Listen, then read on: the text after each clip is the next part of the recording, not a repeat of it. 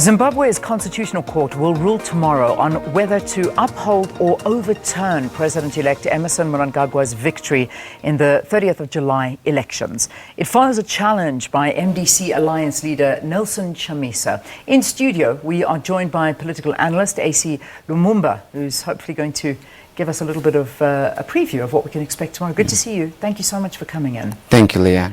All right, so events leading up to this. Let's just give a little bit of a background into the dispute from the MDC. What are they concerned about? So the MDC, from before the election even took place, put a proposition to the public. And their proposition was, it doesn't even matter what's happening in the elections. We are the winners. We have won this election. This whole process is about announcing that we have won. When that did not take place, we saw the August 1st event where the public started protesting and the military came out. And then the court had to sit down a couple of days later after the MDC had challenged the election result. When the election result was challenged, the world's attention had to be captivated and mesmerized on the events that took place yesterday, where from the onset, the Chief Justice explained how the process would work. And the process would work as follows. First, he would listen to the respondents who had not submitted their applications, and then he would give the applicant, which is MDC, the opportunity to sell their case, and all the other respondents would be given an opportunity to respond to that, and then MDC would come and respond to what the applicants would have said. That's what took place. Now we wait for the decision. So that's the background. That's the background. And I mean, we're expecting this decision at around about 2 o'clock tomorrow afternoon. Yes. That's what they say. It's Chief Justice Luke Malaba. What are your expectations? I mean, do you think this is going to go anywhere? Well, what happened yesterday is the MDC had one responsibility: to provide the evidence of proof, to provide more than analysis, more than assumption, and more than political rhetoric. They were supposed to go before the court of law, and they were supposed to validate their accusations with evidence. This is the only task they had to do yesterday, because remember, what they're asking for is one of two things. One, they're asking, can you overturn the election and can we go back to a new election because this election was illegal? Yeah. The second thing they're asking for is, can you announce me as the winner? Because I won. I mean, of course I won. Did you not see all those rallies I put together? So this is what they're asking for. Now, in order for them to be granted this, they had to validate their argument with proof. They failed to do that, completely failed to do that, because at every request they were asked to provide the proof. They kept saying, well, we don't need to give you proof. You already have the proof. You already have the election residue. So because of that, I think what the world is going to see tomorrow is they're going to see the case being dismissed, but not because the court doesn't like the case or not because the courts are being unfair, but because the courts allowed the whole world to witness the brilliant performance by Zimbabwean legal minds contesting to find out who will take this country forward. Yeah. And I think everybody did a fantastic job. I think if anybody ever doubted the prowess of the legal minds in our country, yesterday we showed you we don't need South African teams in Zimbabwe to help us during a constitution application. We have buoyancy of talent in the country. Which is bringing about another sense of pride. But let's get back to the figures, because the center and the key argument for the MDC are these 70,000 votes, which have, for what they have said, disappeared. So they're saying that on the figures that are purely arithmetic, we have 69,000 votes under circumstances where we require 39,000 to establish the first respondent. Mnangagwa did not win the election. So where are those votes? I mean, that's obviously at the center of the entire argument that they've got going here. There are 70,000 votes that can't be accounted for.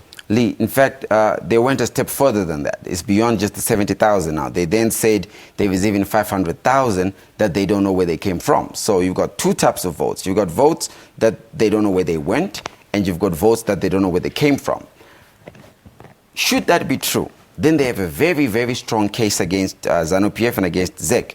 The trouble is, the court then asked, can you prove that these votes are missing? And the court then said, there is a scientific method by which we use to prove this. You bring in the V11 forms that were signed at polling stations so that we see that indeed these votes even took place. When the ZEC lawyer advocate got up, Advocate Kanengoni, he narrated and walked down the procedures by which ZEC conducts the elections. The 70,000 votes they're looking for them on the merits that they say the argument is, oh, people voted, say, for the member of parliament, but we can't see where those votes went to on the presidential election. And therein lies the misunderstanding that they said that the application had, which they thought just because somebody votes for an MP, it automatically means they also vote for a president. But it can't be true. I can vote for a president, but choose not to vote for an MP or a councillor because it's a harmonized election. And the mathematics was brought out. They were asked to provide this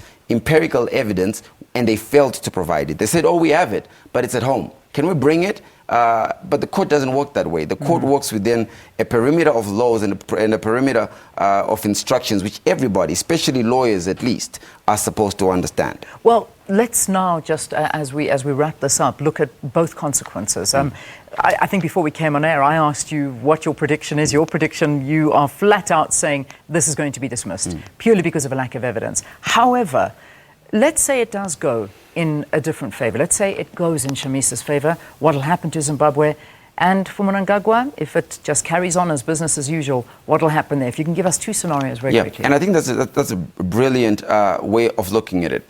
What Zimbabwe had a responsibility to do yesterday, you know, Emmerson Mnangagwa gets a very hard time and he gets, accused a lot. Oh, but you used to work with Mugabe. What's so different with you now? What he had to do yesterday is show the world he's a different man. He's going to allow media reforms. He's going to allow everybody to participate and the world to see. So he passed his test. Now, let's assume MDC gets their way and we go to a new election, or they get announced the new winners. What that introduces into the country is instability. It's instability because now we don't know where we stand. Investors don't know if they can bring in their money.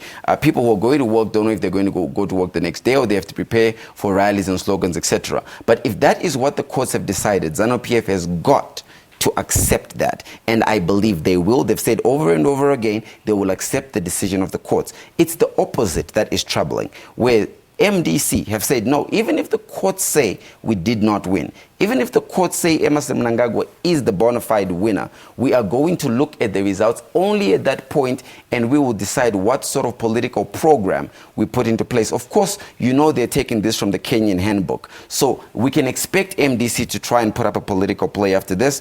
But come on now, the world saw this. Every media house that wanted access was able to get access into what happened yesterday. I think Zimbabweans simply want to move on. Whichever the result goes, the single most important thing is Zimbabwe needs to figure out how do we move forward so we're not in an impasse, which is where we are right now. But like you said earlier, my prediction, Emmerson Mnangagwa has it in the bag. Inauguration will be in a few days. All right, leave it there for now. Thanks for talking to us, political analyst Acie Lumumba, about tomorrow's Constitutional Court judgment in Zimbabwe with regard to the election results. Let's take a break. Sports after this. Stay tuned.